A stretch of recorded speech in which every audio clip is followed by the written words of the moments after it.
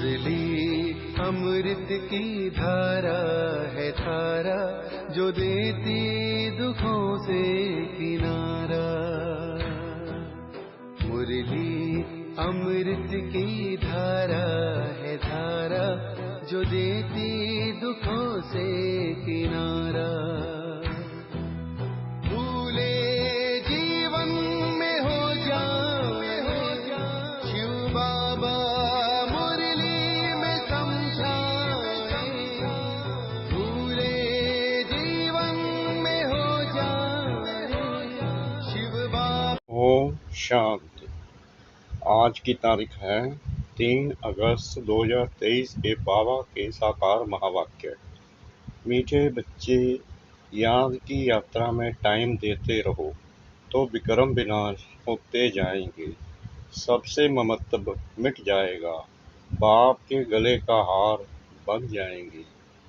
बाबा ने प्रश्न पूछा, गॉड फादर द्वारा तुम बच्चे किन 2 शब्दों की पढ़ाई पढ़ते हो? उन 2 शब्दों में कौन सा राज समाया हुआ है?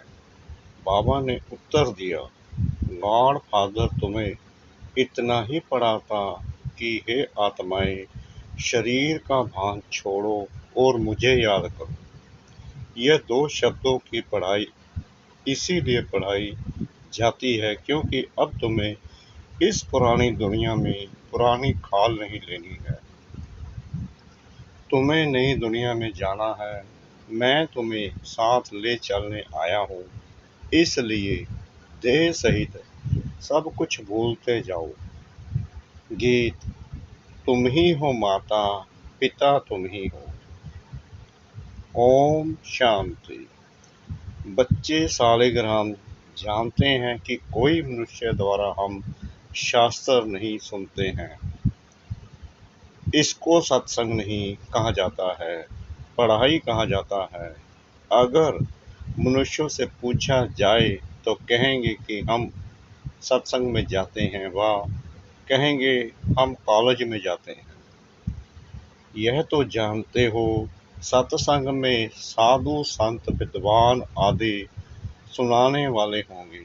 स्कूल में भी मनुष्य टीचर प्रोफेसर आदि होंगे। यहाँ मनुष्य नहीं है, यह है बेहद का रूहानी बाप, जिसको कहा जाता है तब में मातृ पिता। यह महिमा देवताओं की भी नहीं, ब्रह्मा विष्णु शंकर की भी नहीं। यह महिमा है निराकार परमपिता परमात्मा की। अब बच्चे जानते हैं कि निराकार परमपिता परमात्मा यह शरीर धारण कर पाठ बजा रहे हैं। सिवाय इस निराकार परमपिता परमात्मा के कोई भी ब्रह्म कुमार कुमारियों को पढ़ा नहीं सकते।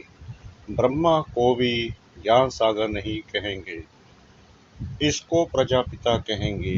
ज्ञान सागर एक ही निराकार परमपिता परमात्मा को कहा जाता है। वहीं पतितों को पावन बनाने वाला है, क्योंकि ज्ञान सागर से ही सद्गति होती है। यह है नई बात। गीता में श्री कृष्ण का नाम डालने से खंडन कर दिया है। अब मनुष्यों को कैसे पता पड़े कि नॉलेजफुल परम पिता परमात्मा आकर नॉलेज देते हैं? यह मनुष्य भूल जाते हैं। ऐसे नहीं कि शास्त्र आदि द्वापर के आदि में ही बनते हैं, नहीं। समझाया जाता है पहले बाप का चित्र मंदिर आदि बनते हैं, जिससे भक्ति शुरू होती है। भक्ति भी बहुत समय परमात्मा की होनी चाहिए, क्योंकि ऊंच से ऊंच वह है। उनकी पूजा पहले शुरू होती है। पूजा लायक है ही एक शिव। ऐसे नहीं कि ब्रह्मा विष्णु शंकर व जगत अम्बा जगत पिता पूजा के लायक है। इन सबको पूज्य बनाने वाला एक ही बाप है। उनकी भक्ति भी जरूर अधिक होगी। यह यानी ब्रह्मा तो कुछ नहीं, इनमें परमपिता परमात्मा ना आए तो इनकी पूजा क्या होगी? सबका सदगति दाता एक ही बाप है, यह विचार सागर मंथन करना होता है। भक्ति कैसे शुरू होगी?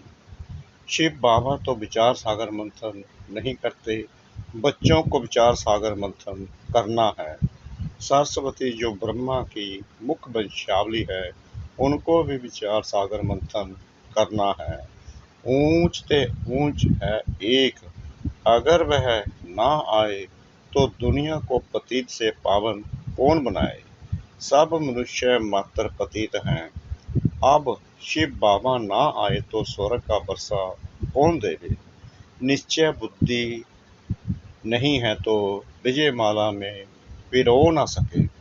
सपूत बच्चे सदैव गले का हार बनते हैं, बाप भी खुश होते हैं, यह बच्चा बड़ा सपूत आज्ञाकारी है। बहुत माँ बाप होते हैं जिनको 12-14 बच्चे भी होते हैं, जिनमें कोई कपूत कोई सपूत भी होते हैं। पतित पावन बाप के सिवाय पतितों का उद्धार कोई कर नहीं सकते हैं।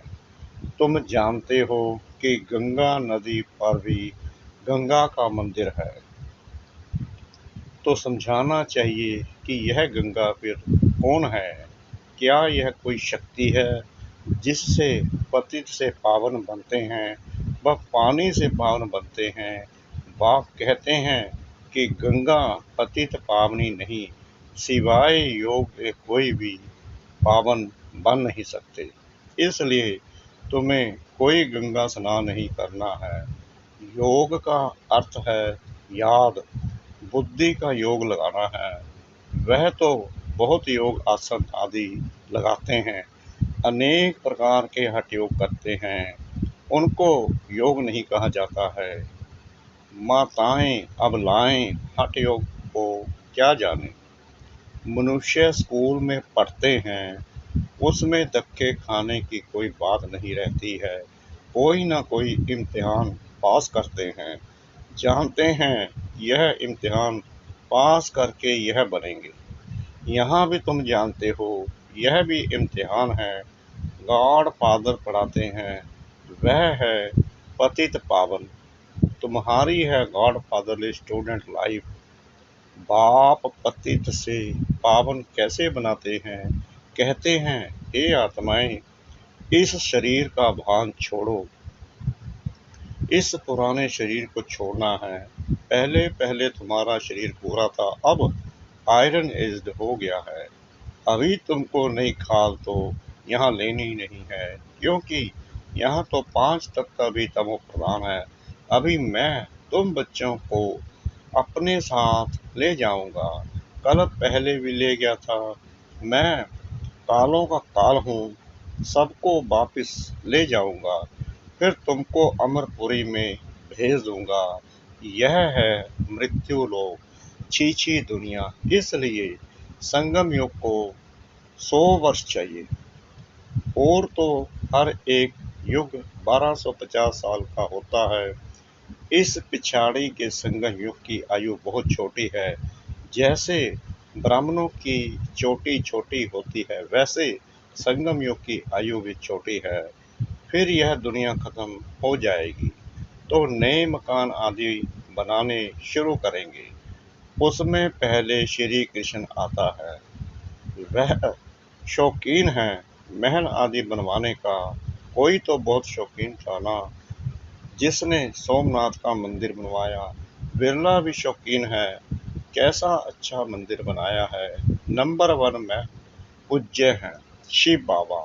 फिर भक्ति मार्ग में भी पहले सोमनाथ का मंदिर बनता है, सो भी कुछ समय बाद में बनता होगा। फिर पूजा शुरू होगी।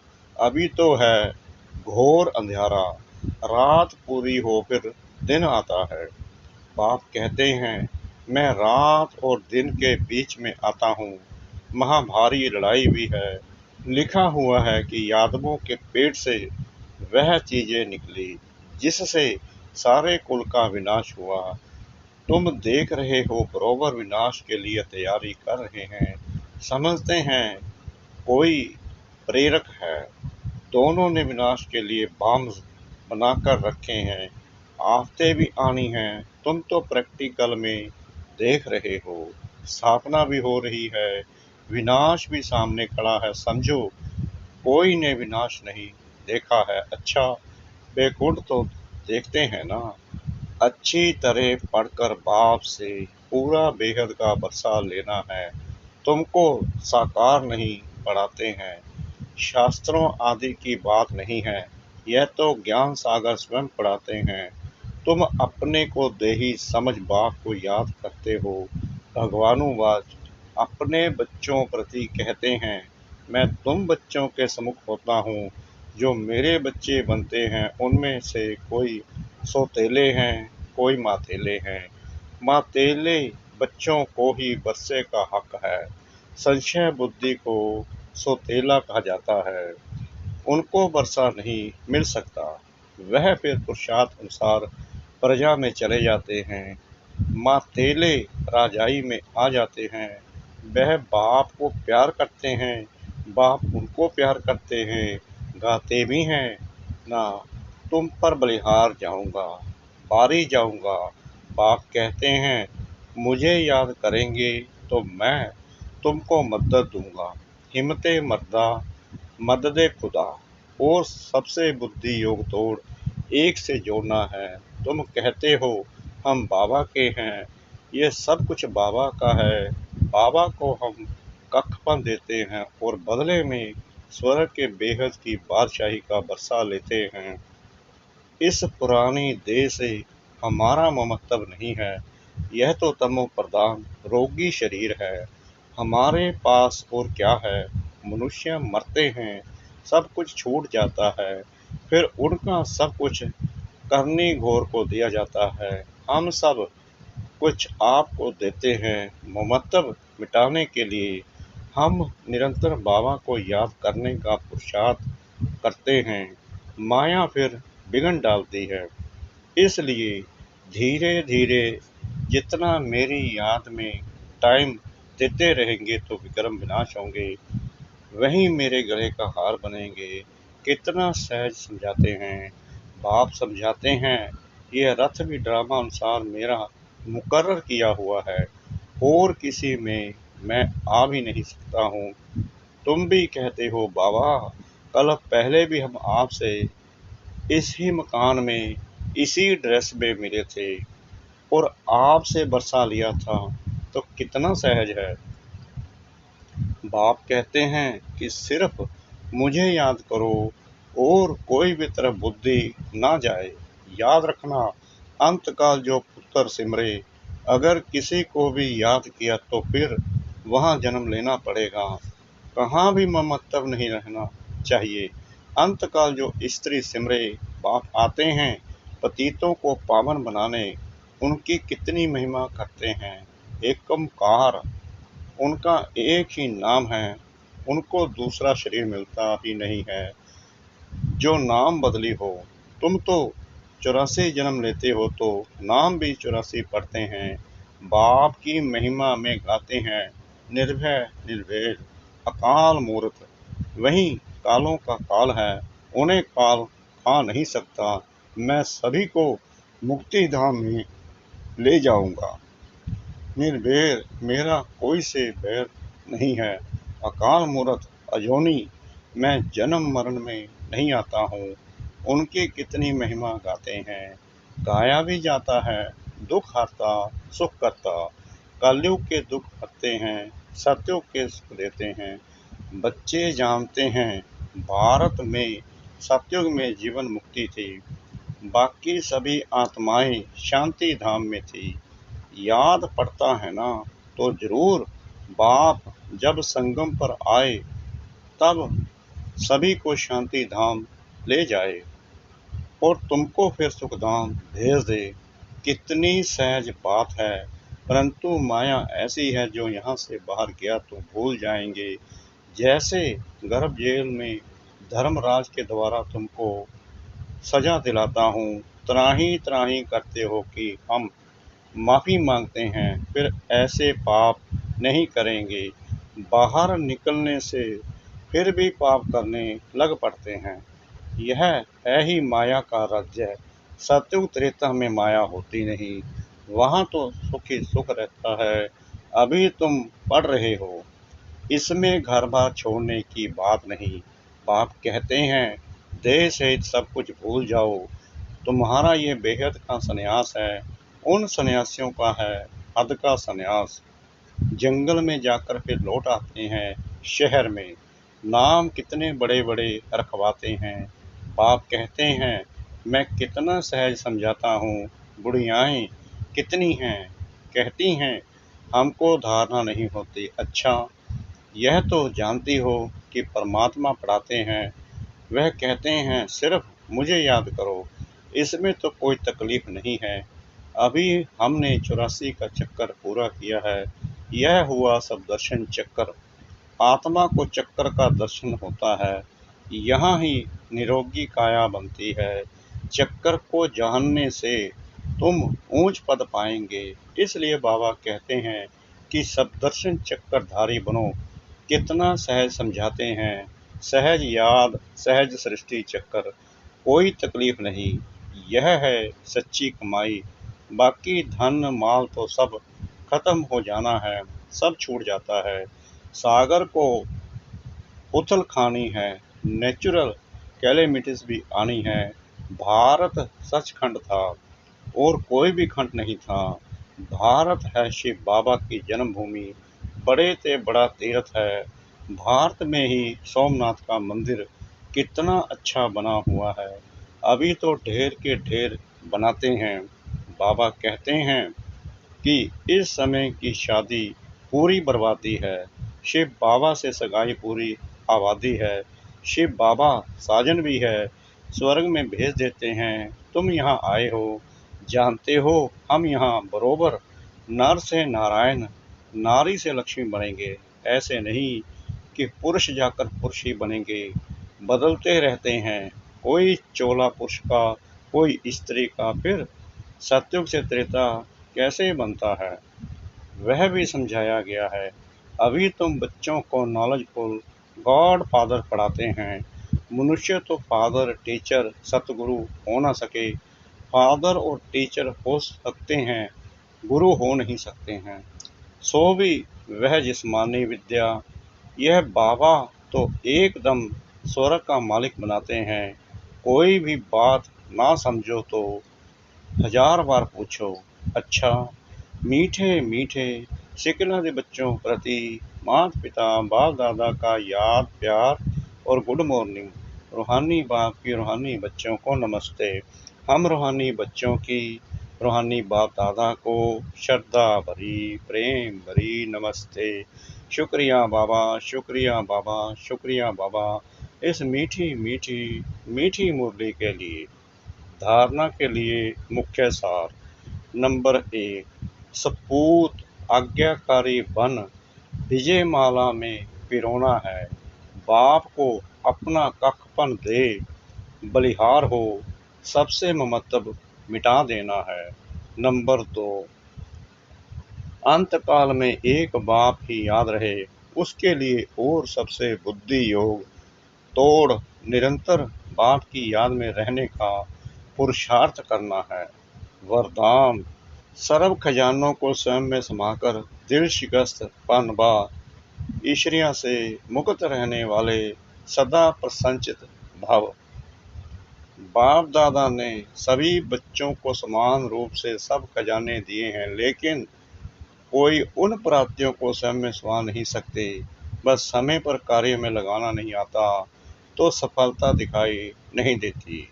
फिर स्वयं से दिल शिकस्त हो जाते हैं, सोचते हैं शायद मेरा भाग्य ही ऐसा है। उन्हें फिर दूसरों की विशेषता व भाग्य को देख ईर्ष्या उत्पन्न होती है। ऐसे दिल शिकस्त होने व ईर्ष्या करने वाले कभी प्रसन्न नहीं रह सकते। सदा प्रसन्न रहना है तो इन दोनों बातों से मुक्त रहो। स्लोगन, स्वार्थ के बिना सच्चे दिल से सेवा करने वाले ही स्वच्छ आत्मा है। स्वार्थ के बिना सच्चे दिल से सेवा करने वाले ही स्वच्छ आत्मा है। ओम शांति।